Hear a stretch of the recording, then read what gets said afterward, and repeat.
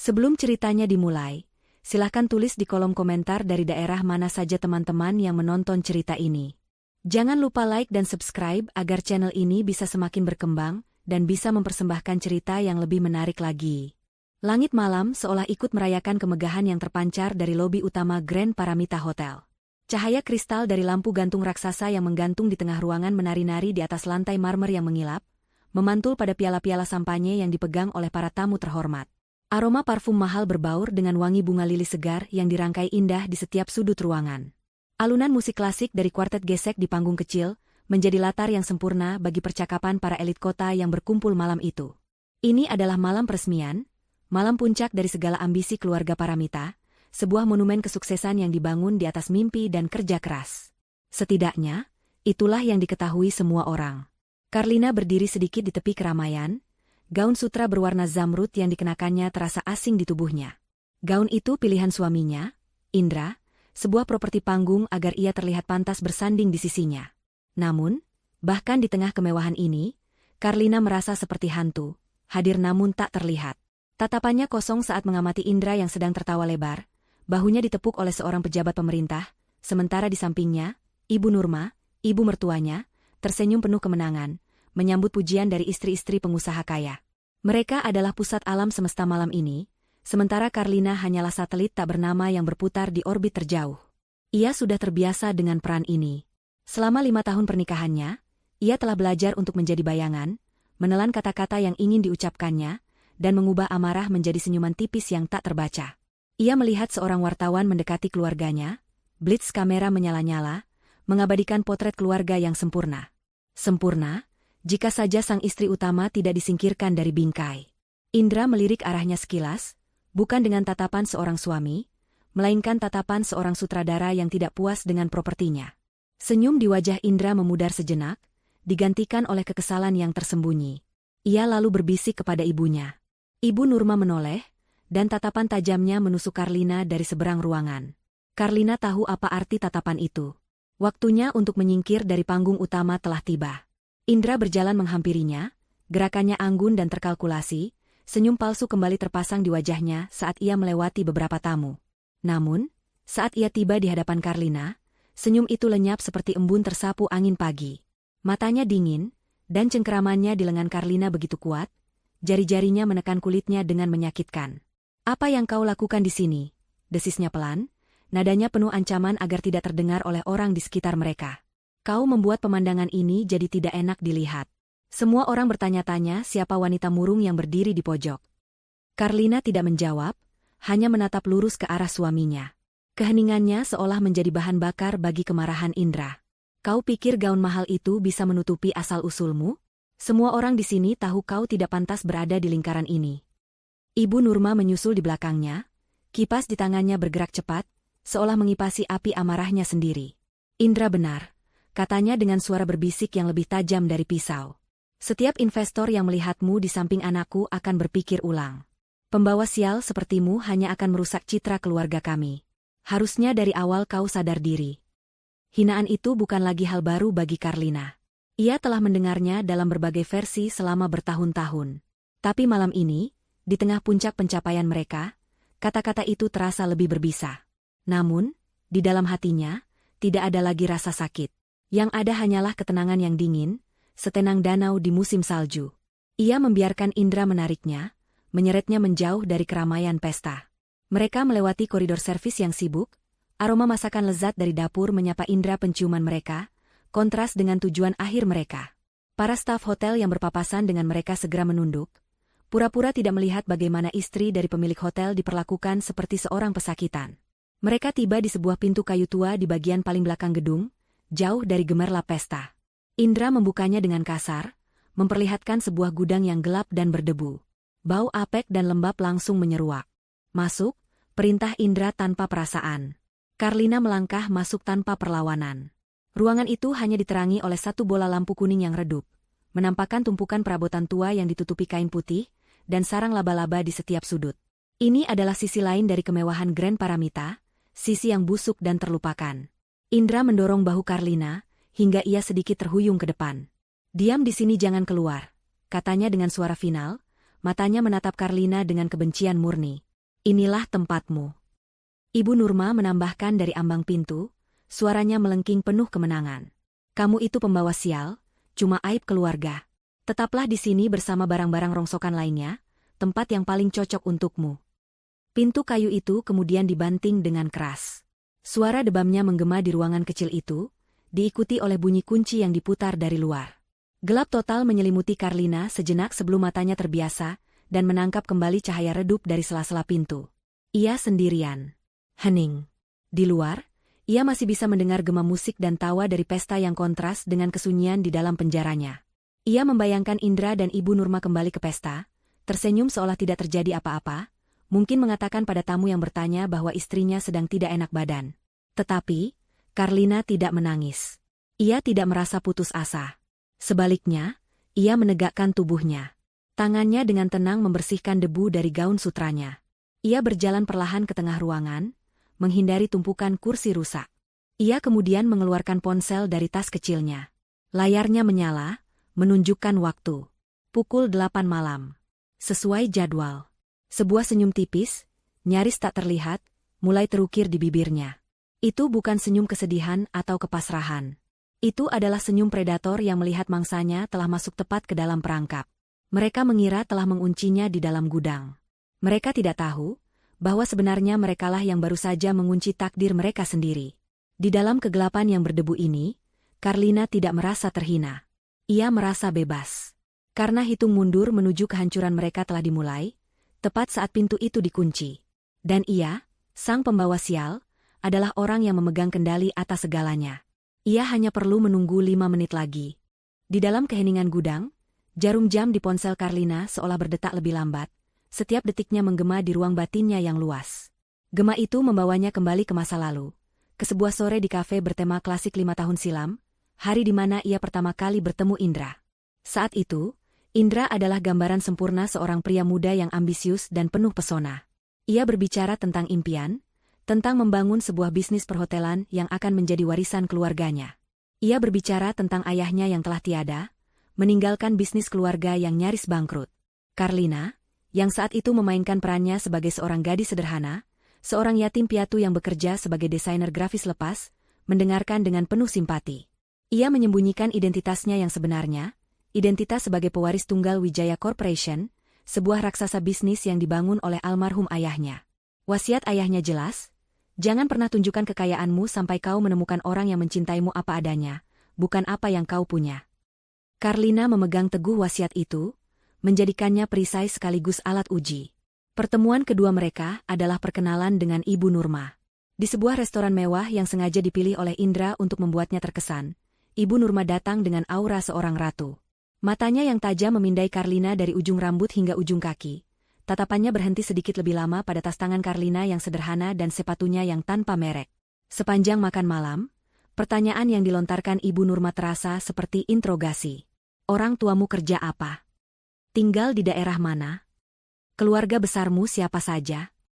Setiap jawaban Karlina yang jujur tentang kesederhanaannya, disambut dengan senyum tipis yang meremehkan. Sejak malam itu, Karlina tahu bahwa di mata Ibu Nurma, ia tidak akan pernah cukup baik. Namun, Indra terus mendekatinya. Ia melukis gambaran masa depan yang indah, di mana mereka akan membangun segalanya dari nol bersama-sama. Karlina tahu semua itu bohong. Ia bisa melihat kilat keserakahan di mata Indra setiap kali mereka melewati gedung-gedung tinggi, atau saat Indra berbicara tentang teman-temannya yang sukses. Indra tidak mencintainya. Ia mencintai ide tentang memiliki seorang istri penurut yang bisa ia bentuk dan kendalikan. Proposal pernikahan datang 6 bulan kemudian, di sebuah taman kota yang remang-remang. Indra berlutut dengan sebuah cincin berlian kecil, yang Karlina tahu pasti dibeli dengan sisa-sisa uang perusahaan. Ia berbicara tentang cinta dan masa depan, tetapi yang Karlina dengar hanyalah sebuah proposal bisnis. Indra butuh istri untuk citranya, dan Karlina adalah kandidat yang sempurna. Sederhana, tanpa keluarga yang akan ikut campur, dan terlihat mudah dikendalikan. Karlina menerima lamaran itu dengan senyum haru yang telah ia latih di depan cermin. Malam itu juga, setelah mengantar Indra pulang, ia menelepon satu-satunya orang yang ia percaya di dunia ini. Pak Hasan, sapanya pelan. Di seberang telepon, suara berat dan tenang dari Pak Hasan Wicaksono menjawab, Nona Karlina, saya sudah menunggu telepon Anda. Pak Hasan adalah sahabat terbaik ayahnya, seorang pengacara dan pebisnis ulung yang telah bersumpah untuk menjaganya. Dia melamar saya, Pak. Saatnya tiba. Siapkan perusahaan cangkang itu. Kita akan mulai permainan ini. Permainan pun dimulai.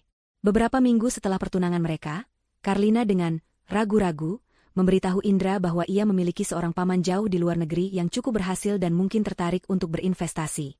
Indra dan Ibu Nurma langsung menyambar umpan itu. Sebuah pertemuan diatur.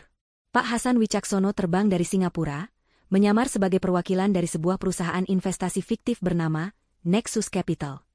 Ia tampil dengan setelan mahal, jam tangan mewah, dan aura kekuasaan yang membuat Indra dan Ibu Nurma terpesona sekaligus terintimidasi. Dalam pertemuan di sebuah kantor sewaan yang megah, Pak Hasan memaparkan proposal investasi yang terdengar terlalu bagus untuk menjadi kenyataan. Nexus Capital bersedia mendanai 100% pembangunan Grand Paramita Hotel. Mereka hanya meminta bagian saham dan beberapa aset sebagai jaminan. Mata Indra dan Ibu Nurma berbinar karena keserakahan. Mereka begitu fokus pada angka-angka fantastis di proposal, pada deretan nol yang akan segera menjadi milik mereka. Disinilah perangkap sesungguhnya dipasang. Pak Hasan dan tim hukumnya telah menyiapkan setumpuk dokumen perjanjian yang tebal dan rumit.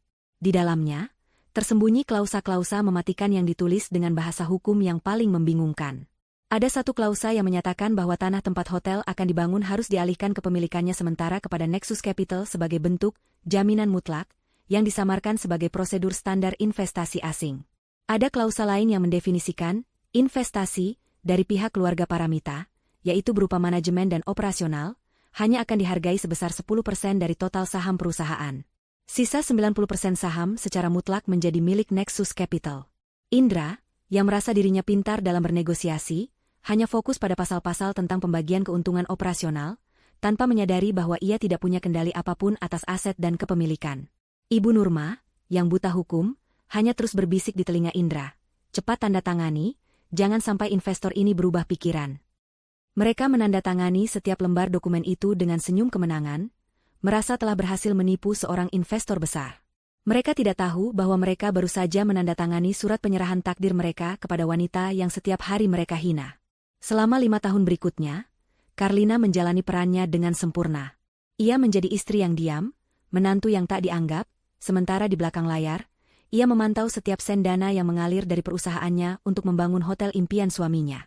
Ia menahan semua caci maki, setiap tatapan merendahkan, setiap kali ia tidak diikutsertakan dalam pengambilan keputusan penting. Setiap hinaan yang ia terima menjadi pengingat akan tujuan akhirnya. Ia melihat kesombongan Indra dan Ibu Nurma tumbuh seiring dengan berdirinya pilar-pilar hotel. Mereka membeli mobil mewah, perhiasan mahal, dan mengadakan pesta-pesta glamor. Semuanya menggunakan uang Karlina, uang yang mereka kira milik mereka. Mereka merasa berada di puncak dunia, tidak menyadari bahwa mereka hanya berdiri di atas panggung megah yang fondasinya bisa ditarik kapan saja oleh Karlina. Karlina membiarkan mereka menikmati ilusi itu, membiarkan mereka terbang setinggi mungkin, karena ia tahu, semakin tinggi mereka terbang, semakin keras mereka akan jatuh. Malam peresmian ini adalah puncaknya, titik tertinggi dari kesombongan mereka. Dan karena itu, ini adalah saat yang paling sempurna untuk menjatuhkan mereka. Waktu di dalam gudang terasa berjalan berbeda. Di luar, kemeriahan pesta mungkin melesat dalam sekejap mata, diisi dengan tawa, denting gelas, dan obrolan ringan. Namun di dalam sini, di antara bayang-bayang perabotan usang dan aroma debu yang menyesakan, setiap detik terasa merayap. Karlina tidak merasa cemas. Ia duduk di atas sebuah peti kayu tua, punggungnya lurus, napasnya teratur. Ini adalah keheningan sebelum badai, momen tenang yang ia berikan pada dirinya sendiri, sebelum ia melepaskan angin puyuh yang telah ia siapkan selama 5 tahun. Melalui celah tipis di bawah pintu, ia bisa mendengar gema suara Indra yang kini berada di atas panggung. Mikrofon membuat suaranya terdengar lebih besar, lebih berwibawa, sebuah topeng audio yang menutupi kekosongan jiwanya. Terima kasih kepada semua yang telah hadir. Suara Indra menggema, penuh dengan kebanggaan palsu. Malam ini bukan hanya peresmian sebuah gedung. Ini adalah perwujudan dari sebuah mimpi. Mimpi yang diwariskan oleh almarhum ayah saya, dan mimpi yang saya bangun dengan darah, keringat, dan air mata. Karlina hampir tertawa mendengarnya. Darah, keringat, dan air mata siapa? Tentu bukan miliknya. Indra melanjutkan pidatonya, menyebut nama-nama pejabat dan kolega bisnis, menyebarkan pesonanya seperti jaring. Lalu, ia sampai pada bagian keluarga. Tentu saja, Semua ini tidak akan mungkin terjadi tanpa dukungan luar biasa dari wanita terhebat dalam hidup saya, pilar kekuatan saya, ibu saya tercinta, Ibu Nurma. Tepuk tangan meriah terdengar. Karlina bisa membayangkan Ibu Nurma berdiri, tersenyum anggun, menerima pujian yang bukan haknya. Pujian yang dibeli dengan uang Karlina, dibangun di atas tanah Karlina. Indra sama sekali tidak menyebut namanya. Tentu saja tidak. Dalam narasinya, Karlina tidak pernah ada. Ia adalah catatan kaki yang telah dihapus. Sebuah rahasia memalukan yang harus disembunyikan di dalam gudang. Pidato Indra mencapai puncaknya. Dan dengan ini, saya nyatakan Grand Paramita Hotel secara resmi dibuka. Tepuk tangan yang lebih gemuruh lagi meledak di luar. Konfeti ditembakkan ke udara, musik kembali mengalun lebih megah. Itulah puncaknya. Titik tertinggi dari ilusi mereka. Karlina menatap layar ponselnya. Waktu menunjukkan pukul 25. Tepat sesuai rencana. Dengan jari yang tidak gemetar sedikitpun, ia membuka aplikasi pesan dan memilih kontak bernama pengacara utama. Ia hanya mengetik satu kata, sebuah perintah singkat yang akan meruntuhkan sebuah kerajaan. Jalankan. Ia menekan tombol kirim. Pesan itu terkirim, centang 2. Selesai. Karlina mematikan layar ponselnya dan memasukkannya kembali ke dalam tas. Ia kembali duduk tegak, melipat tangannya di pangkuan, dan menunggu. Ia tidak perlu menunggu lama. Perubahan pertama terjadi pada suara. Musik yang tadinya megah, tiba-tiba berhenti. Bukan berhenti mendadak, melainkan seperti seorang pemain piringan hitam yang ragu-ragu mengangkat jarumnya. Keheningan aneh menyusul, diisi oleh gumaman bingung para tamu. Suara tepuk tangan yang meriah telah lenyap, digantikan oleh bisik-bisik yang bertanya-tanya. Lalu, sebuah suara baru muncul dari kejauhan. Awalnya hanya seperti dengungan rendah, nyaris tak terdengar. Namun dengan cepat, suara itu tumbuh menjadi deru yang kuat dan dalam. Itu bukan suara satu mobil. Itu adalah suara iring-iringan mesin bertenaga besar yang mendekat dengan kecepatan konstan, sebuah simfoni kekuatan mekanis yang mengintimidasi. Deru itu semakin dekat, semakin keras, hingga Karlina bisa merasakan getaran samar di lantai kayu di bawah kakinya. Suara itu begitu dominan, begitu menekan, seolah menelan semua suara lain di sekitarnya. Karlina tidak bisa melihatnya, tapi ia bisa membayangkannya dengan sangat jelas. Ia membayangkan 8 sedan hitam mewah yang identik, meluncur mulus menuju lobi utama, catnya yang mengilap memantulkan cahaya lampu pesta seperti cermin hitam. Mobil-mobil itu tidak berhenti di area penurunan tamu. Mereka terus maju, membentuk formasi setengah lingkaran yang efektif memblokir seluruh akses masuk dan keluar dari lobi. Lampu depan mereka yang terang benderang menyorot lurus ke arah pintu masuk, mengubah karpet merah menjadi panggung interogasi. Para petugas valet yang tadinya sigap, kini hanya bisa berdiri mematung. Tim keamanan hotel yang kebingungan mencoba mendekat, namun langkah mereka terhenti saat pintu-pintu mobil itu terbuka serempak. Dari setiap mobil, keluarlah pria-pria tegap berjas hitam, berkacamata gelap meskipun hari sudah malam. Mereka bergerak dengan efisiensi senyap, memancarkan aura profesional yang dingin. Mereka tidak bersenjata, tetapi kehadiran mereka sudah cukup menjadi ancaman. Kemudian, pintu mobil yang berada di posisi paling depan terbuka. Dari dalamnya, melangkah keluar sesosok pria yang dikenal Karlina seumur hidupnya. Pak Hasan Wicaksono. Usianya mungkin sudah kepala 6, dengan rambut yang memutih di pelipisnya, namun ia berdiri lebih tegak dari pria manapun yang berusia setengah darinya. Setelan 3 potong berwarna abu-abu gelap yang dikenakannya terlihat sempurna, dan di wajahnya terpasang ekspresi tenang yang tak tergoyahkan. Ia tidak terlihat seperti tamu pesta. Ia terlihat seperti seorang jenderal yang datang untuk mengambil alih komando medan perang. Ia merapikan dasinya, matanya yang tajam memindai keadaan dengan cepat, mengabaikan Indra dan Ibu Nurma yang kini pasti berdiri terpaku di atas panggung. Ia sama sekali tidak memedulikan tatapan ratusan tamu yang terkejut. Tujuannya hanya satu. Dengan satu isyarat tangan yang nyaris tak terlihat, timnya mulai bergerak. Pak Hasan sendiri berjalan lurus ke depan, langkahnya mantap dan tak tergesa-gesa di atas karpet merah, menuju jantung kekacauan yang baru saja ia ciptakan. Di dalam gudang, Karlina tersenyum. Kavalerinya telah tiba. Di atas panggung, senyum kemenangan di wajah Indra membeku, lalu perlahan luntur menjadi ekspresi kebingungan total. Gelas sampanye di tangannya terasa berat. Suara riuh tepuk tangan yang diharapkannya sebagai pengiring kejayaannya, telah digantikan oleh keheningan yang tegang, dan drum mesin yang kini telah berhenti. Matanya terpaku pada barisan mobil hitam yang mengepung hotelnya dan pria-pria berjas yang membentuk barikade manusia. Insting pertamanya adalah amarah. Siapa yang berani merusak malam terbesarnya? Keamanan. Teriaknya ke arah mikrofon, suaranya terdengar sedikit panik. Ada apa ini? Siapa mereka? Usir mereka dari sini. Namun, tidak ada petugas keamanan yang bergerak maju. Mereka terlalu terintimidasi oleh kehadiran para pendatang baru yang tenang dan profesional itu. Ibu Nurma, yang berdiri di sampingnya, mencengkeram lengan Indra dengan erat. Wajahnya yang tadi berseri-seri karena bangga, kini pucat pasi. Indra, siapa orang-orang itu? Bisiknya dengan suara bergetar. Di tengah kebingungan itu, Pak Hasan Wicaksono terus berjalan, seolah karpet merah itu memang dibentangkan khusus untuknya. Tim pengacaranya mengikuti di belakang, tas kerja kulit mereka terlihat kontras dengan suasana pesta. Langkahnya yang tenang dan berwibawa justru membuat suasana semakin mencekam. Setiap langkahnya seolah menjadi hitungan mundur menuju sesuatu yang tak terhindarkan. Ia tiba di kaki panggung kecil itu dan berhenti, menatap lurus ke arah Indra. Tidak ada kebencian di matanya, hanya ada ketenangan dingin seorang profesional yang datang untuk menyelesaikan sebuah tugas. Dua pengacaranya dengan mudah menaiki panggung dari sisi lain, dan salah satunya mengambil alih mikrofon dari MC yang berdiri gemetar. Tanpa sepatah kata pun, mikrofon itu diserahkan kepada Pak Hasan. Pak Hasan berdeham pelan, suara kecil itu terdengar begitu jelas di tengah keheningan yang pekat. Semua tamu, wartawan, dan staf kini mengarahkan ponsel mereka ke panggung, merekam setiap detik dari drama yang tak terduga ini. Selamat malam, hadirin sekalian, suara Pak Hasan yang berat dan jelas memenuhi seluruh lobi. Saya mohon maaf atas interupsi yang tidak menyenangkan ini. Percayalah, saya juga lebih suka jika malam ini bisa berjalan dengan lancar. Ia berhenti sejenak, membiarkan kata-katanya meresap. Nama saya Hasan Wicaksono.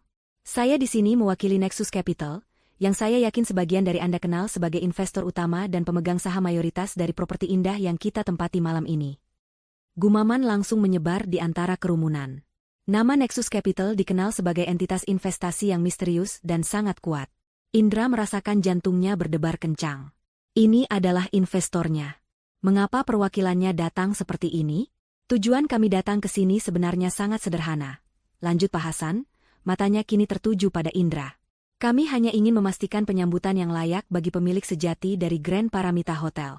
Seseorang yang sayangnya, sepertinya tidak diundang ke pestanya sendiri. Kata-kata itu seperti tamparan tak terlihat. Indra maju selangkah, amarahnya kini bercampur dengan rasa takut yang mulai merayap. Apa maksud Anda? Tentu saja pemiliknya ada di sini. Saya, Indra Paramita, dan keluarga saya. Pak Hasan tersenyum tipis, senyum yang sama sekali tidak mencapai matanya.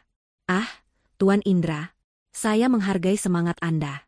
Namun, dokumen hukum yang kita tanda tangani bersama tampaknya menceritakan kisah yang sedikit berbeda. Ia kemudian menoleh ke arah kerumunan lagi. Jadi, izinkan saya bertanya. Kami mencari Nyonya Karlina Wijaya, istri dari Tuan Indra. Di mana beliau? Nama Karlina yang disebut di depan umum membuat Indra dan Ibu Nurma tersentak kaget. Selama ini, Karlina adalah sosok yang mereka sembunyikan, sosok yang tidak pernah mereka anggap penting. Mendengar namanya diumumkan sebagai figur sentral malam ini terasa surreal. Karlina. Indra tergagap, berusaha mengendalikan suaranya. Istri saya, dia sedang tidak enak badan. Beristirahat di rumah. Kebohongan itu keluar begitu saja dari mulutnya, sebuah refleks untuk menutupi perbuatannya.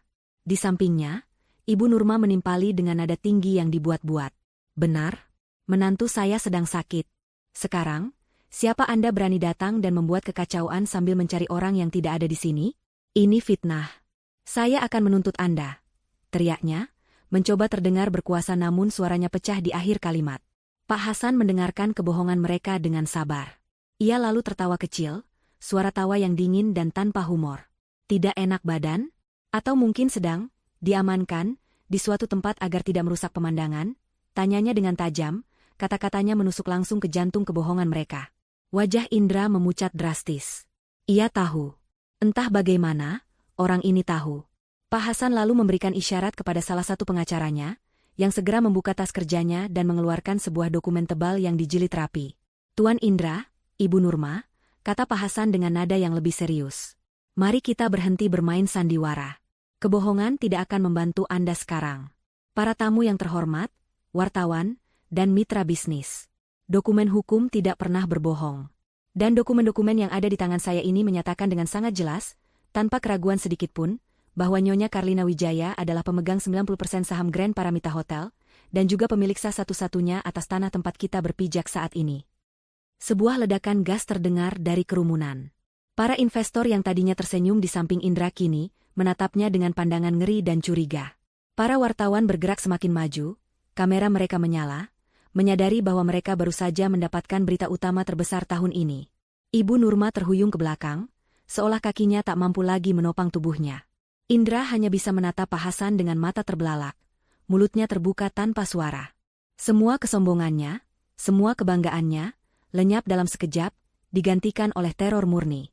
Pak Hasan menatap Indra dengan tatapan yang seolah bisa menembus jiwanya. Jadi, saya ulangi pertanyaan saya, untuk yang terakhir kalinya, sebelum kami terpaksa mencarinya sendiri dengan bantuan pihak berwajib atas tuduhan penyekapan. Katanya, setiap kata diucapkannya dengan penekanan yang mematikan.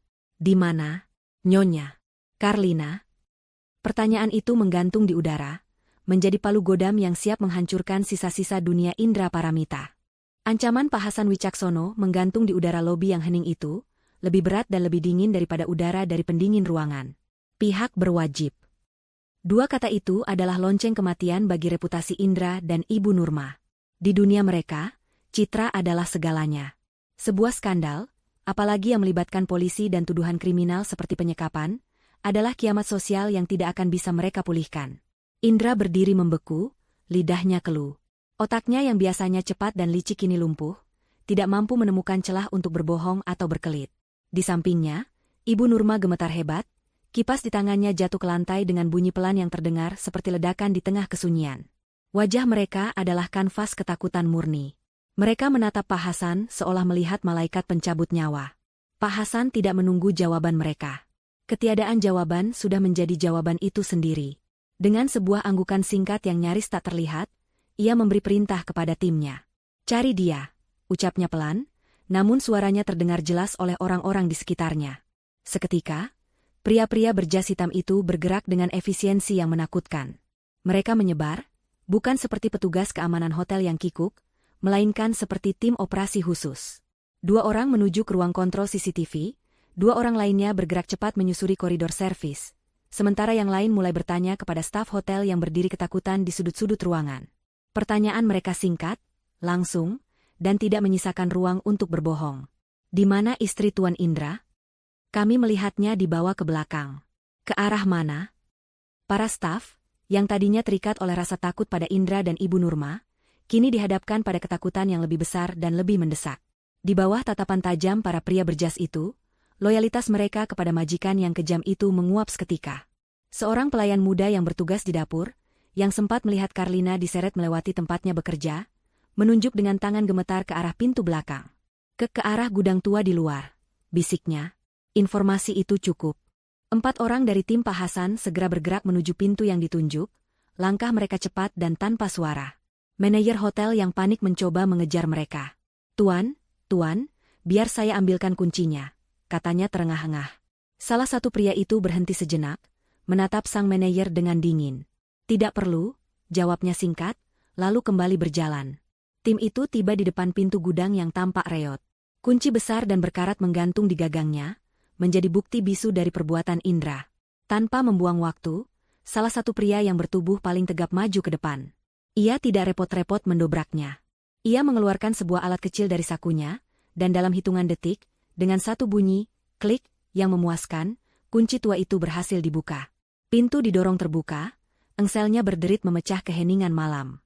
Cahaya dari koridor servis yang terang benderang menerobos masuk ke dalam kegelapan gudang, menyilaukan mata. Untuk sesaat, mereka hanya melihat siluet sesosok wanita yang berdiri di tengah ruangan. Ia tidak meringkuk di sudut, tidak menangis, tidak terlihat ketakutan. Ketika mata mereka telah beradaptasi dengan cahaya redup di dalam, pemandangan itu membuat mereka semua terdiam. Karlina berdiri di sana, di antara tumpukan perabotan rusak yang ditutupi kain, punggungnya lurus sempurna. Gaun zamrudnya yang sedikit terkena debu tidak mengurangi auranya sedikit pun. Dagunya terangkat, dan matanya menatap lurus ke arah pintu yang terbuka, tidak dengan tatapan seorang korban yang baru diselamatkan, melainkan dengan tatapan seorang ratu yang menyambut kedatangan pengawalnya. Ada ketenangan yang mutlak dalam dirinya, sebuah kekuatan yang terpancar dari dalam yang membuat penampilannya yang sedikit berantakan menjadi tidak relevan. Pria yang memimpin tim itu menundukkan kepalanya sedikit. Nyonya Karlina, kami datang atas perintah Pak Hasan Wicaksono.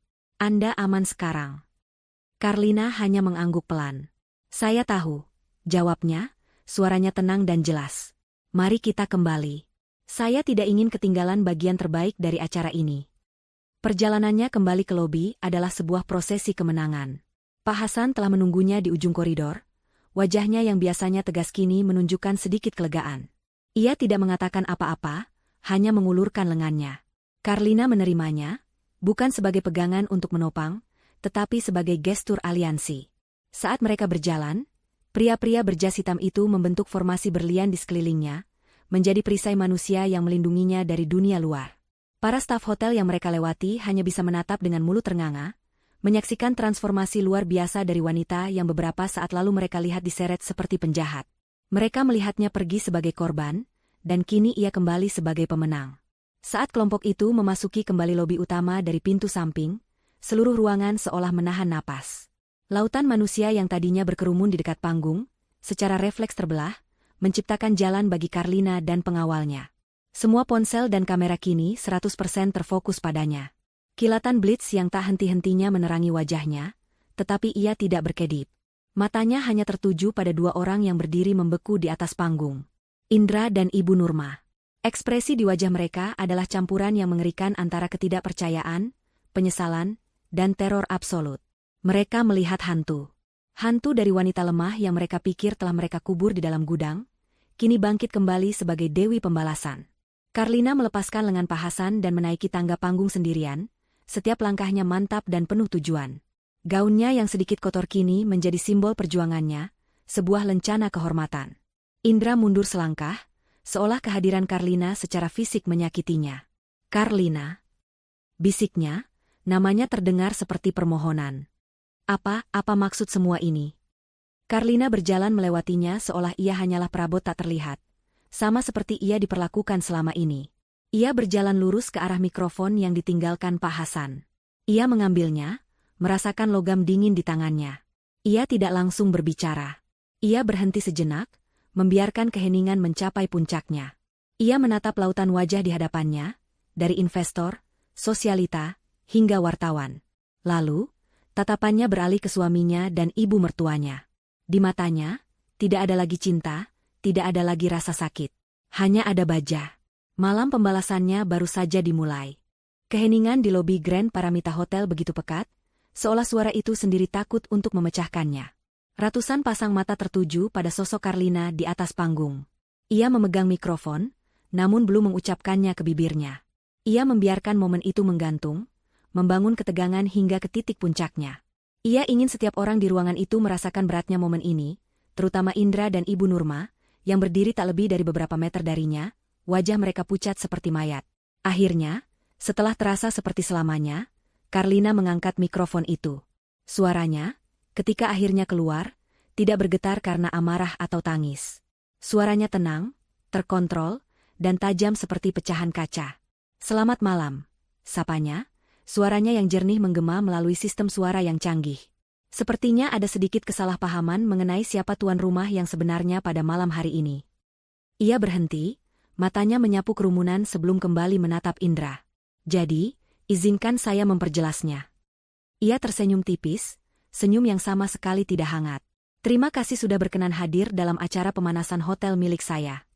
Penekanan pada kata, pemanasan, dan frasa, milik saya, adalah sebuah pukulan telak. Itu bukan lagi sebuah tuduhan, melainkan sebuah pernyataan fakta yang diucapkan dengan otoritas penuh. Gumaman langsung menyebar seperti api di antara para tamu. Ini bukan lagi drama keluarga. Ini adalah pengambil alihan perusahaan yang terjadi secara langsung di depan mata mereka. Karlina tidak berniat untuk menjelaskan detail teknis yang membosankan. Ia bukanlah seorang akuntan atau pengacara. Ia adalah seorang ratu yang telah merebut kembali tahtanya. Pertarungan kasar dan teknis adalah tugas bagi para prajuritnya. Ia menoleh ke arah Pak Hasan Wicaksono, yang telah berdiri diam di sisinya, seperti seorang perdana menteri yang setia. Pak Hasan, katanya, suaranya masih terdengar oleh seluruh ruangan. Mungkin Anda bisa membantu menjelaskan situasinya secara lebih rinci kepada para tamu, para investor, dan rekan-rekan media yang terhormat, agar tidak ada lagi kebingungan yang sia-sia. Gestur itu adalah sebuah mahakarya. Itu menunjukkan bahwa ia berada di posisi komando tertinggi, mendelegasikan tugas kepada bawahannya. Itu memperlihatkan bahwa ia bukan hanya seorang istri yang marah, melainkan seorang pemimpin yang mengendalikan aset dan sumber dayanya. Pak Hasan mengangguk hormat. Dengan senang hati, Nyonya Karlina. Ia maju dan mengambil mikrofon lain dari MC. Hadirin sekalian, mulainya, kebenaran seringkali terletak pada detail yang sering kita abaikan. Sambil berbicara, ia memberikan isyarat kepada tim teknisnya. Seketika, layar LED raksasa di belakang panggung, yang sejak tadi menampilkan logo Grand Paramita dengan bangga, berkedip sejenak lalu berubah. Logo itu lenyap, digantikan oleh sebuah gambar dokumen yang dipindai dengan resolusi sangat tinggi. Itu adalah palu godam pertama. Yang Anda lihat di layar saat ini, jelas Pak Hasan, suaranya mantap dan tanpa emosi, adalah salinan akta jual beli dan sertifikat hak milik atas tanah seluas 5 hektar tempat kita berpijak saat ini. Sebuah lingkaran merah digital kemudian muncul di layar, menyorot sebuah nama yang tercetak jelas di kolom pemilik. Seperti yang bisa Anda baca, nama pemilik yang sah dan satu-satunya atas properti ini adalah Nyonya Karlina Wijaya. Dokumen ini terdaftar secara resmi di Badan Pertanahan Nasional jauh sebelum peletakan batu pertama hotel ini. Suara napas tertahan terdengar dari seluruh ruangan. Di atas panggung, lutut Ibu Nurma akhirnya lemas. Ia jatuh berlutut, tangannya mencengkeram gaunnya, matanya menatap layar dengan ngeri. Pak Hasan tidak memberinya waktu untuk bernapas. Selanjutnya, katanya, dan gambar di layar berganti. Kini yang muncul adalah sebuah diagram lingkaran berwarna-warni yang tampak familiar bagi para pebisnis. Ini adalah struktur kepemilikan saham dari perusahaan yang mengelola hotel ini. Diagram itu sangat jelas. Sebuah irisan raksasa berwarna biru, yang memakan 90% dari lingkaran, diberi label Nexus Capital, SA, bertindak untuk dan atas nama Karlina Wijaya. Di sampingnya, sebuah irisan kecil yang menyedihkan berwarna merah, hanya 10% dari lingkaran, diberi label PT Paramita Jaya Sentosa. Itu adalah sebuah penghinaan visual. Seluruh kerja keras, kesombongan, dan mimpi keluarga Paramita ternyata hanya bernilai 1/10 dari keseluruhan proyek. Indra menatap diagram itu, matanya bergerak-gerak liar. Ia pasti sedang mencoba mengingat kembali isi dokumen yang ia tanda tangani dengan begitu angkuh bertahun-tahun lalu. Palu godam terakhir pun dijatuhkan. Layar kini menampilkan klausul-klausul dari perjanjian investasi, ditulis dalam bahasa hukum yang rumit. Namun, Pak Hasan menjelaskannya dengan sederhana, seolah sedang mengajar di kelas bisnis. Pasal 3 ayat 2b, yang ditandatangani oleh Tuan Indra Paramita dan disaksikan oleh Ibu Nurma, katanya sambil menunjuk ke layar, di mana tanda tangan mereka terpampang jelas, menyatakan bahwa seluruh kontribusi dari PT Paramita Jaya, termasuk konsep, manajemen, dan pengawasan konstruksi, dinilai setara dengan 10% saham kepemilikan, tanpa hak suara dalam keputusan strategis. Pak Hasan berhenti, menatap langsung ke arah Indra. Anda tidak pernah menjadi pemilik, Tuan Indra. Anda sejak awal hanyalah seorang manajer proyek dengan saham minoritas. Seorang kontraktor yang dibayar dengan saham, bukan dengan uang. Saat itulah Ibu Nurma meledak. Ia bangkit dengan sisa-sisa tenaganya, wajahnya kini merah padam karena amarah dan malu. Penipu, jeritnya, suaranya serak dan putus asa. Kau menjebak kami. Itu semua bohong. Dokumen palsu. Kau iblis. Ia mencoba menerjang ke arah Karlina, namun 2 orang dari tim keamanan Pak Hasan sudah bergerak cepat dan menahannya. Topeng wanita sosialita yang agung itu telah hancur berkeping-keping, memperlihatkan wajah aslinya yang serakah dan kalap. Indra hanya bisa berdiri diam, gemetar, terlalu hancur untuk bisa bereaksi. Kekacauan meledak di lobi. Para investor berteriak-teriak, menuntut penjelasan dari Indra. Para wartawan merangsek maju, blitz kamera mereka menyala tanpa henti, mengabadikan kejatuhan dinasti Paramita. Di tengah keributan itu, Karlina mengambil kembali mikrofonnya. Ia menunggu beberapa saat hingga suaranya bisa kembali terdengar di atas kebisingan. Mulai detik ini, katanya dengan suara dingin yang membelah kekacauan, manajemen Grand Paramita Hotel berada di bawah kendali penuh saya dan tim saya. Ia menatap Indra dan Ibu Nurma yang ditahan oleh keamanan. Adapun untuk keluarga Bapak Indra Paramita, lanjutnya, saya berterima kasih atas kerja Anda dalam mengawasi pembangunan properti saya. Sekarang, pekerjaan Anda sudah selesai. Saya persilakan Anda untuk meninggalkan tempat ini. Saat ini juga. Perintah itu mutlak. Petugas keamanan baru yang setia padanya mulai bergerak maju, siap untuk melaksanakan perintahnya. Kehancuran mereka tidak lagi abstrak. Kehancuran itu kini nyata, dalam bentuk pengusiran yang memalukan dari istana yang mereka kira milik mereka. Perintah Karlina adalah percikan api yang menyulut ledakan. Seluruh lobi yang tadinya membeku dalam ketegangan, kini pecah menjadi pusaran kekacauan. Kata-katanya, tinggalkan tempat ini, bukanlah sebuah permintaan, melainkan sebuah dekrit kerajaan yang tak bisa diganggu-gugat. Tim keamanan baru yang dibawa oleh Pak Hasan, pria-pria berbadan tegap dengan setelan yang sama dan wajah tanpa ekspresi, segera bergerak maju. Mereka tidak kasar, namun gerakan mereka efisien dan tak kenal kompromi. 2 orang mendekati Ibu Nurma, yang masih meronta dalam pegangan keamanan hotel yang lama. 2 orang lainnya menghampiri Indra, yang hanya bisa berdiri diam, tatapannya kosong, seolah jiwanya telah tercerabut dari raga. Lepaskan aku. Tangan kotor kalian jangan menyentuhku, jerit Ibu Nurma, suaranya melengking dan parau. Ia mencoba melepaskan diri, kukunya yang terawat rapi mencakar lengan salah satu petugas. Namun, usahanya sia-sia. Ia seperti seekor singa betina tua yang kehilangan taringnya, hanya bisa mengaum tanpa daya. Indra, lakukan sesuatu. Katakan pada mereka siapa kita. Indra, panggilnya putus asa kepada putranya. Tetapi Indra tidak menjawab. Ia terlalu tenggelam dalam reruntuhan dunianya sendiri. Ia membiarkan para petugas itu memegang lengannya dan menuntunnya turun dari panggung. Ia berjalan seperti robot, kakinya terseret di atas marmer yang beberapa jam lalu ia pijak sebagai seorang raja. Prosesi pengusiran itu menjadi sebuah tontonan yang brutal dan memilukan. Setiap langkah yang mereka ambil dari panggung menuju pintu keluar adalah sebuah perjalanan di atas paku. Ratusan ponsel terangkat, mengabadikan setiap detik dari aib mereka. Kilatan blitz kamera wartawan yang tak henti-hentinya terasa seperti cambukan cahaya di wajah mereka. Para tamu yang tadinya menjilat kaki mereka, kini menatap dengan campuran rasa kasihan, jijik, dan kepuasan tersembunyi. Mereka dipaksa melewati mahakarya mereka sendiri, melewati pilar-pilar megah, rangkaian bunga impor, dan air mancur kristal. Semua kemewahan yang mereka kira milik mereka, kini menjadi saksi bisu kejatuhan mereka. Di dekat pintu keluar, Indra akhirnya tersadar. Ia berhenti, menoleh ke belakang, menatap Karlina yang berdiri tegak di atas panggung. Untuk sesaat, mata mereka bertemu. Di mata Indra, Karlina tidak melihat kebencian, hanya kekosongan dan pertanyaan tanpa suara. Mengapa? Karlina tidak memberinya jawaban. Ia hanya balas menatap dengan dingin, sebelum petugas keamanan menarik Indra lagi untuk melanjutkan perjalanannya menuju kehampaan. Pintu kaca lobi yang besar akhirnya tertutup di belakang mereka, memisahkan mereka selamanya dari dunia yang pernah menjadi milik mereka. Di luar, mimpi buruk mereka berlanjut. Begitu kaki mereka menginjak trotoar, mereka langsung dikepung oleh lautan wartawan yang telah menunggu. Mikrofon disodorkan ke wajah mereka dari segala arah. Tuan Indra, apa tanggapan Anda atas klaim kepemilikan Nyonya Karlina? Ibu Nurma, benarkah Anda telah melakukan penipuan terhadap investor? Bagaimana perasaan Anda diusir dari hotel Anda sendiri? Pertanyaan-pertanyaan itu menghujani mereka seperti peluru. Terblindas oleh cahaya kamera dan tuli oleh teriakan, mereka mencoba mencari perlindungan.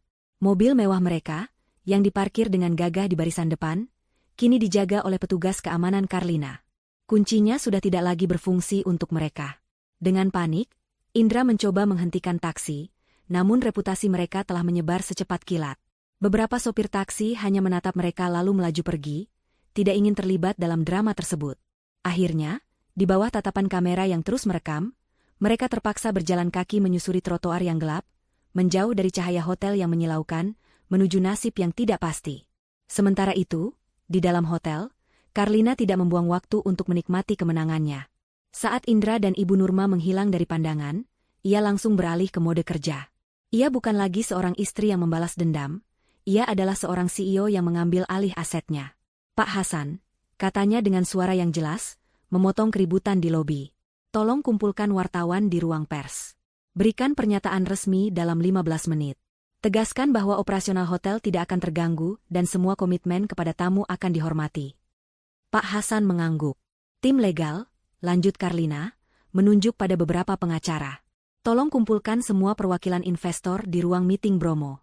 Jawab pertanyaan mereka, tunjukkan dokumen yang relevan, dan tenangkan mereka. Saya akan bergabung sebentar lagi. Perintahnya yang cepat dan tegas memberikan efek menenangkan. Kekacauan perlahan mereda, digantikan oleh keteraturan yang profesional. Tim Karlina bergerak seperti mesin yang diminyaki dengan baik, masing-masing tahu persis apa yang harus dilakukan. Para tamu undangan, yang menyadari bahwa pesta telah usai, mulai membubarkan diri, membawa serta cerita paling panas tahun ini. Setengah jam kemudian, lobi yang tadinya penuh sesak kini hampir kosong. Di ruang Bromo, para investor yang marah dan panik menghadapi tim pengacara Carlina. Kami menandatangani kontrak dengan Indra Paramita. Uang kami ada di hotel ini, teriak salah satu dari mereka. Pengacara utama Carlina dengan tenang menjawab, Tuan yang terhormat, kontrak Anda adalah dengan PT Paramita Jaya Sentosa, sebuah entitas yang memegang 10% saham. Investasi Anda aman pada perusahaan itu, dan Anda berhak atas 10% dari keuntungan operasionalnya. Namun, investasi Anda tidak ada sangkut pautnya dengan kepemilikan aset gedung dan tanah ini, yang sepenuhnya milik klien kami. Penjelasan itu adalah vonis mati. Para investor menyadari bahwa mereka telah bertaruh pada kuda yang salah. Mereka telah ditipu bukan oleh Carlina, tetapi oleh kesombongan dan kebohongan Indra. Kemarahan mereka kini sepenuhnya beralih dari Carlina ke keluarga Paramita. 1 jam setelah pengusiran itu, Carlina berdiri sendirian di balkon kamarnya, yang tadinya disiapkan sebagai kamar pengantin untuknya dan Indra, namun kini menjadi pusat komandonya. Di bawah, lampu-lampu kota berkelip seperti permata yang tersebar. Keheningan malam akhirnya kembali.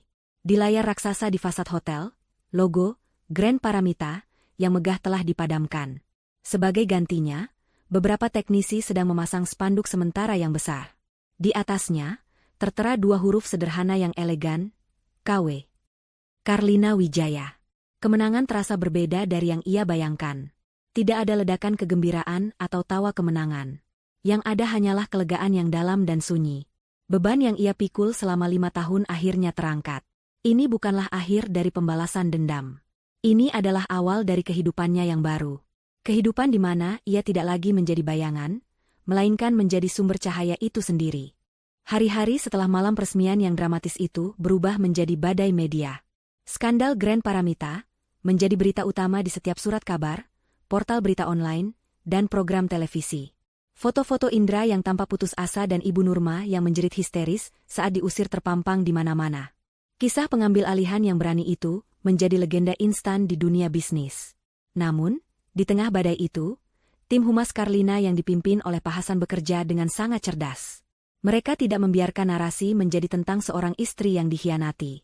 Sebaliknya, mereka membingkainya sebagai kisah seorang investor jenius dan pewaris tersembunyi yang dengan sabar menunggu waktu yang tepat untuk mengklaim kembali apa yang menjadi haknya dari manajer proyek yang tidak kompeten dan curang. Carlina dilukiskan sebagai pahlawan wanita yang cerdas dan kuat, sementara Indra dan Ibu Nurma dicap sebagai penipu serakah. Opini publik dengan cepat berpihak pada Carlina. Bagi Indra dan Ibu Nurma, dunia mereka telah runtuh menjadi debu. Mereka menjadi paria. Telepon mereka tak henti-hentinya berdering, bukan dari teman-teman sosialita mereka yang kini telah menghilang, melainkan dari para penagih utang dan investor kecil yang marah. Rekening bank perusahaan mereka dibekukan. Aset pribadi mereka yang tidak terkait langsung dengan Carlina, mulai diselidiki oleh pengacara investor lain. Mereka terusir dari lingkaran sosial, diabaikan di tempat umum, dan menjadi bahan cemoohan dimanapun mereka berada. Mereka terpaksa pindah dari rumah mewah mereka ke sebuah apartemen sewaan kecil di pinggir kota.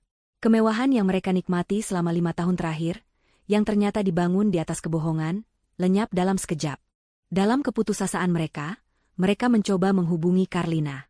Indra menelepon puluhan kali, mengirim ratusan pesan yang berisi campuran antara permohonan maaf, ancaman, dan pengingat tentang masa lalu mereka. Ibu Nurma bahkan nekat mendatangi hotel. Namun ia dihalangi oleh keamanan di gerbang depan, sebuah penghinaan tambahan yang membuatnya menangis di dalam taksi dalam perjalanan pulang. Semua jalan buntu. Carlina telah membangun tembok yang tak tertembus di sekelilingnya.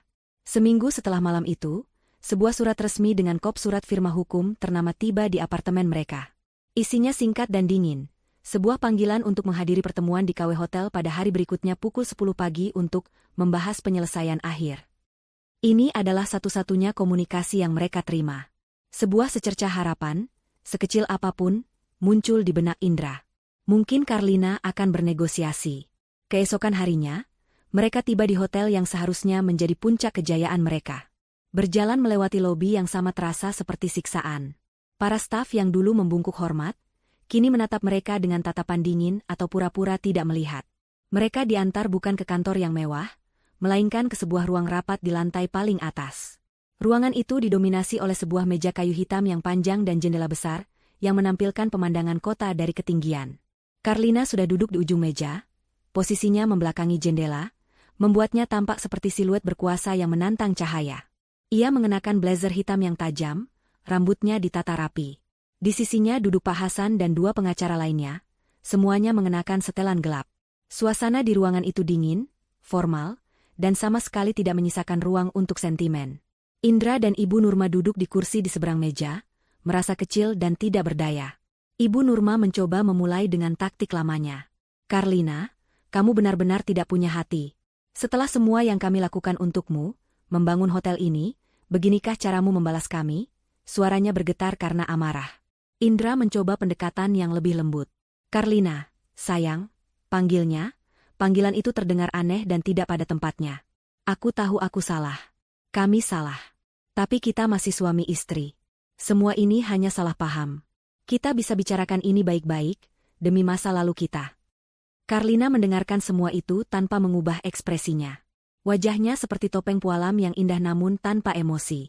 Ia membiarkan mereka bicara, membiarkan mereka mengeluarkan semua pembelaan dan permohonan mereka hingga habis. Keheningannya jauh lebih mengintimidasi daripada teriakan manapun. Ketika mereka akhirnya terdiam, kehabisan kata-kata, Karlina akhirnya angkat bicara. Suaranya datar dan tanpa nada. Sudah selesai? Tanyanya retoris. Ia tidak membantah, tidak berdebat. Ia hanya menggeser dua map tebal berwarna biru ke tengah meja. Di depan kalian ada dua pilihan, katanya. Pilihan A dan pilihan B. Tidak ada pilihan C.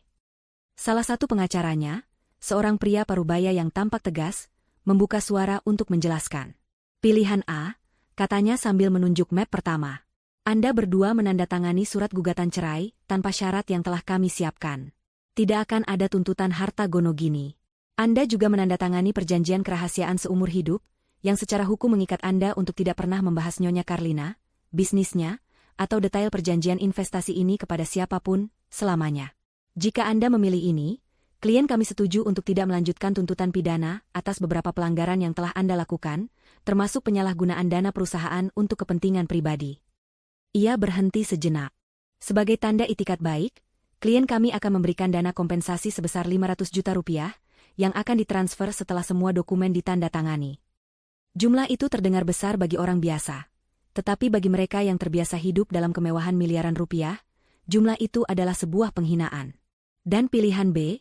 Tanya Indra dengan suara serak. Pengacara itu menunjuk map kedua. Pilihan B adalah Anda menolak pilihan A. Maka, besok pagi pukul 9, firma hukum kami akan secara resmi mendaftarkan laporan pidana ke pihak kepolisian. Kami telah mengumpulkan bukti yang cukup untuk setidaknya 7 dakwaan, mulai dari penipuan terhadap investor, penggelapan dana, hingga pemalsuan laporan keuangan. Dengan bukti yang kami miliki, tim kami sangat yakin ancaman hukuman penjara gabungan untuk Anda berdua adalah minimal 20 tahun. Pengacara itu bersandar di kursinya. Selain itu, kami juga akan melayangkan gugatan perdata untuk menyita seluruh sisa aset pribadi Anda sebagai ganti rugi atas kerugian yang ditimbulkan. Rumah, mobil, tabungan, semuanya. Ruangan itu kembali hening. Indra dan Ibu Nurma menatap dua map biru itu seolah-olah itu adalah ular berbisa. Tidak ada ruang untuk negosiasi. Tidak ada celah untuk memohon. Ini bukanlah sebuah diskusi, ini adalah sebuah ultimatum. Karlina telah merencanakan semuanya hingga ke detail terakhir. Ia tidak hanya mengambil kembali hotelnya. Ia mengambil alih seluruh masa depan mereka. Ia memberi mereka pilihan, tetapi sebenarnya itu bukanlah pilihan sama sekali. Itu adalah pilihan antara kematian sosial yang sunyi dalam kemiskinan, atau kematian harfiah di balik jeruji besi. Karlina akhirnya bersandar, menatap mereka berdua untuk terakhir kalinya. Waktu kalian untuk memutuskan adalah sampai jam 5 sore ini, katanya. Pilihlah dengan bijak. Ia lalu berdiri, diikuti oleh timnya, dan berjalan keluar ruangan tanpa menoleh ke belakang, meninggalkan Indra dan Ibu Nurma sendirian bersama kehancuran total mereka yang tertuang di atas kertas.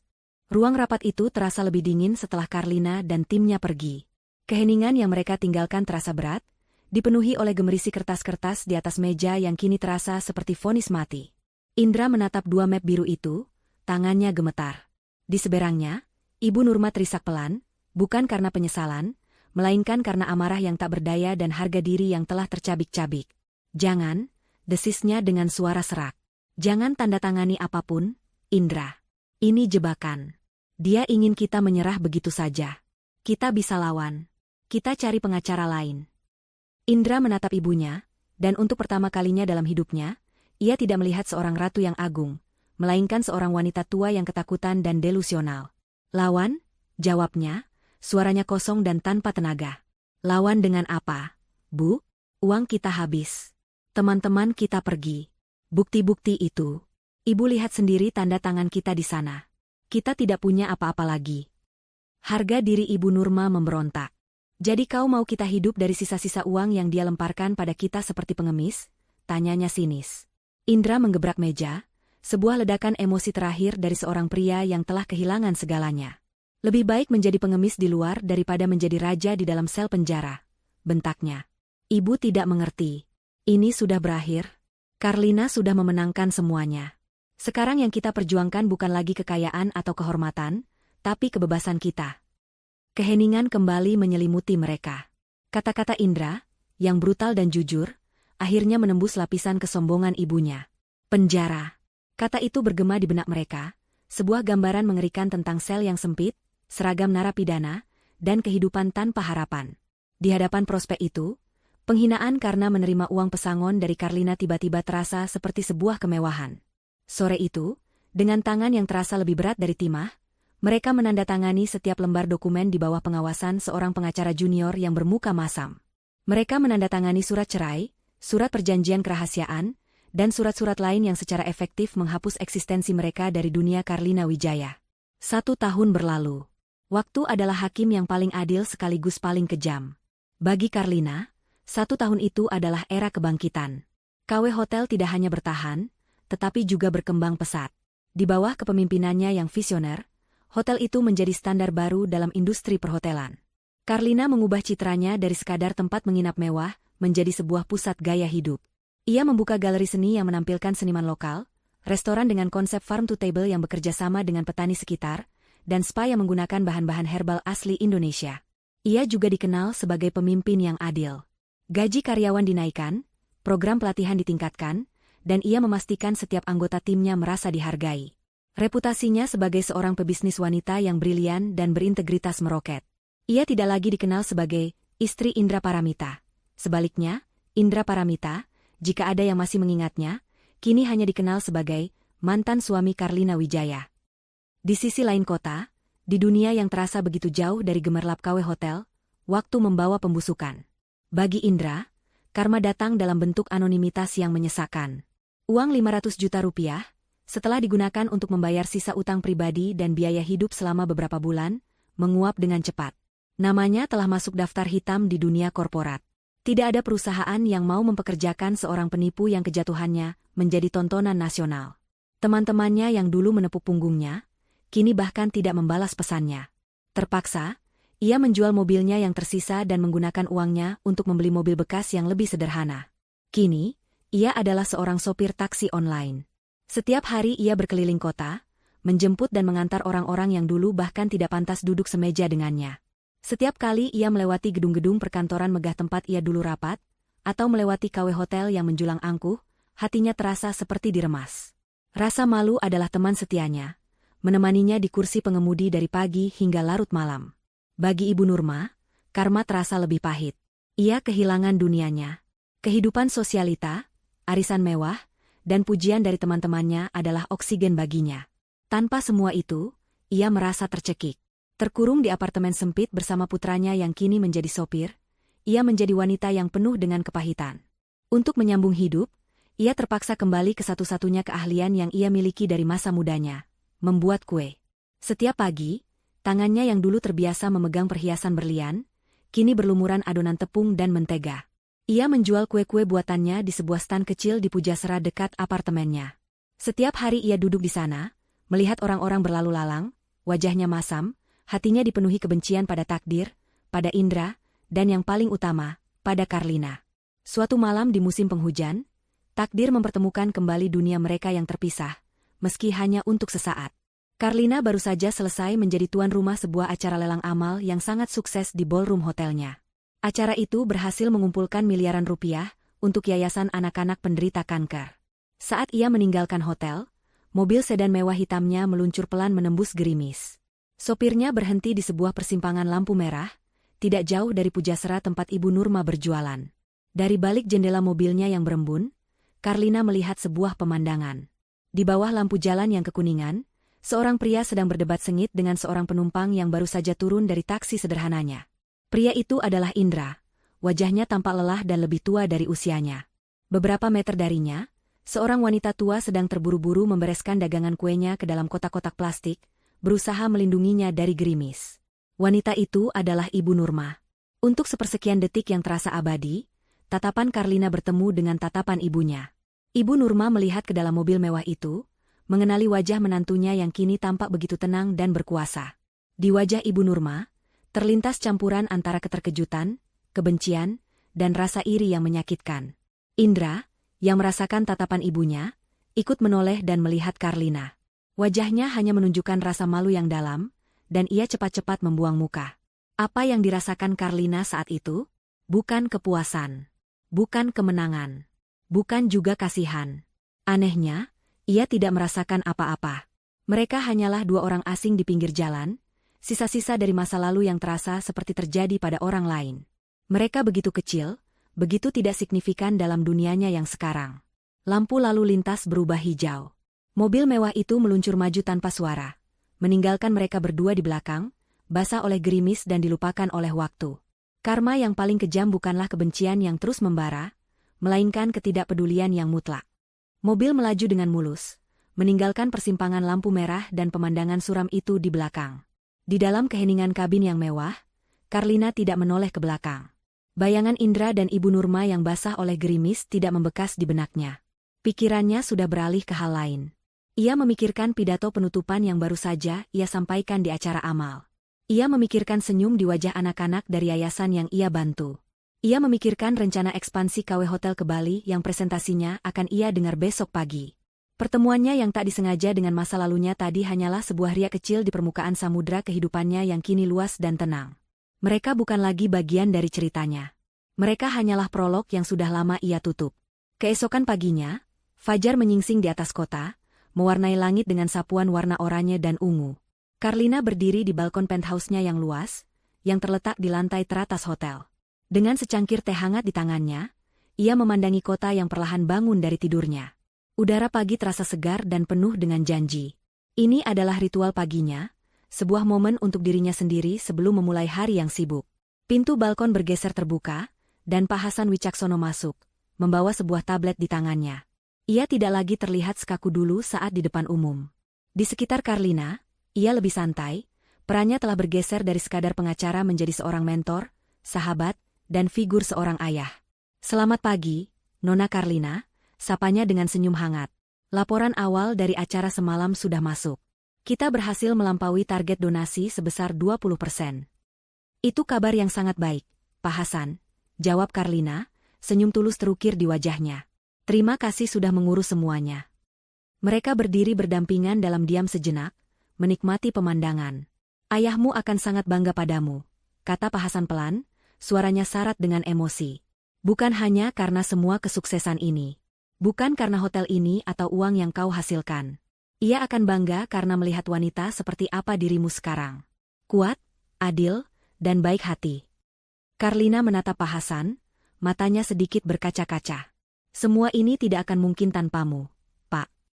Pak Hasan menggeleng. Saya hanya menjalankan wasiatnya. Kekuatan itu sudah ada di dalam dirimu sejak dulu. Kau hanya perlu waktu dan alasan yang tepat untuk mengeluarkannya.